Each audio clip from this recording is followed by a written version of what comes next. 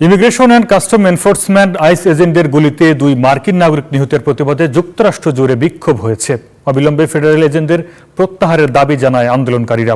দাবি আদায় না হলে ট্রাম্প প্রশাসনের প্রতি অসহযোগ আন্দোলনের হুঁশিয়ারি দিয়েছেন তারা। সবচেয়ে বেশি উত্তাল মিনিয়াপোলিসে ও লস অ্যাঞ্জেলেসে।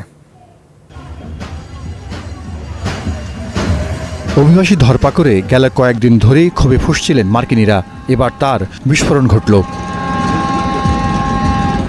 মিনেসোটায় ফেডারেল সরকারের অভিবাসন বিরোধী অভিযানে পরপর দুই হত্যাকাণ্ডে প্রতিবাদের ঢেউ এই এক অঙ্গরাজ্যে থেমে নেই। আইস এজেন্টদের প্রত্যাহারের দাবিতে দেশ জুড়ে ধর্মঘট কর্মসূচি নিয়েছে অধিকার কর্মীদের বিভিন্ন সংগঠন। তাদের ডাকে রাস্তায় নামেন হাজারো মানুষ। শুরুতে শান্তিপূর্ণ থাকলেও বিক্ষোভ সহিংসতায় রূপ নেয়। ক্যালিফোর্নিয়ার লস অ্যাঞ্জেলেসের মেট্রোপলিটন ডিটেনশন সেন্টারের বাইরে ভাঙচুর করা হয়। তোপের মুখে নিজেদের সুরক্ষায় ব্যস্ত থাকতে হয় দাঙ্গা পুলিশকে। তখনও মেগাফোনে চিৎকার করে এই নারী জানাচ্ছেন নাগরিক হত্যার বিচার, চাইছেন রেডিগুডের খুনের জবাব। চলতি মাসে মিনিয়াপলিসে ফেডারেল ইমিগ্রেশন এজেন্টদের গুলিতে নিহত দুই মার্কিনের একজন এই রেডিগুড আইস এজেন্টদের গুলিতে মারা যান 7 জানুয়ারি। এর কয়েক সপ্তাহ পর 24 জানুয়ারি হত্যাকাণ্ডের শিকার হন স্বাস্থ্যকর্মী অ্যালেক্স পেটি।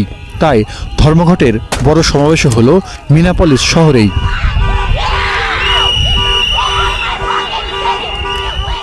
ডেমোক্রেট অধ্যুষিত মিনিয়াপলিসে 3000 সশস্ত্র এজেন্ট পাঠিয়েছে ট্রাম্প প্রশাসন, যা ওই অঞ্চলে পুলিশ সদস্যদের চেয়ে 5 গুণ বেশি।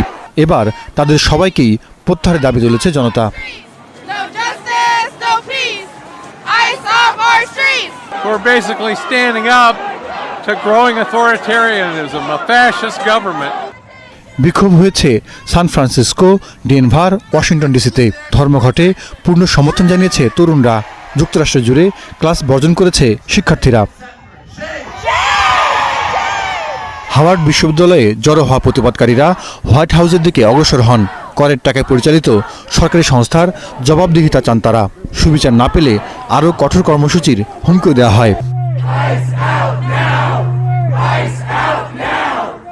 অভিবাসীদের প্রতি খড়গহস্ত হওয়া ট্রাম্পের নির্বাচনী অঙ্গীকারের অন্যতম। প্রশাসনের কঠোর আচরণে তাই খুশি কট্টরপন্থী ভোটাররা। তবে অভিযান চালাতে গিয়ে প্রাণহানি বেকায়দায় ফেলেছে ট্রাম্পকে। বাধ্য হচ্ছেন সুর নরম করতে। যুক্তরাষ্ট্রে মধ্যবর্তী নির্বাচন ঘনিয়ে আসছে। নভেম্বরের প্রথম সপ্তাহে নির্ধারিত হবে প্রতিনিধি পরিষদে কোন দলের প্রভাব কেমন থাকবে।